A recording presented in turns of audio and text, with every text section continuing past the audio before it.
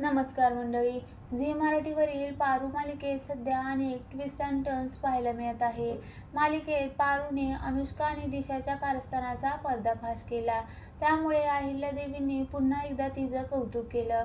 त्यातच आता आदित्य कंपनीच्या लोगोवरचे डोळे कोणत्या मुलीचे आहे याचा शोध घेत असल्याचं पाहायला मिळते. तर इकडे पारू एका कागदावर तिचं चित्र रेखाटलेलं पाहायला मिळते. त्यामुळे हे डोळे तिचेच असल्याची तिची खात्री पटते. पण आदित्यला सारं हे जेव्हा समजेल तेव्हा ते मैत्री तोडून टाकतील असं तिला वाटते आणि ती आदित्यपासून डोळ्याची ओळख लपवण्याचा निर्णय घेते. आता नवीन प्रोमोमध्ये पाहायला मिळते पारू स्वतःची ओळख लपवण्यासाठी चेहरा झाकून आदित्यसमोर जाते.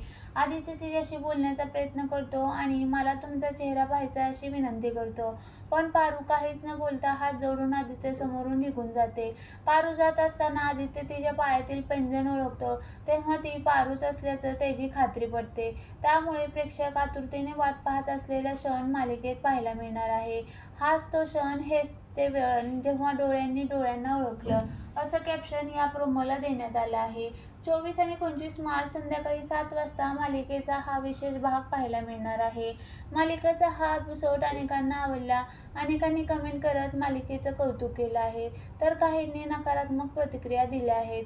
एवढ्या प्रेमात आहे त्या डोळ्यांचा, पण रोज ते डोळे पाहून समजत नाही. कमाल आहे. आम्ही तर कधीही न भेटलेल्या अभिनेत्रींना पण डोळे बघून ओळखतो. आता तर स्पष्टपणे कळतंय की ही पारूच आहे.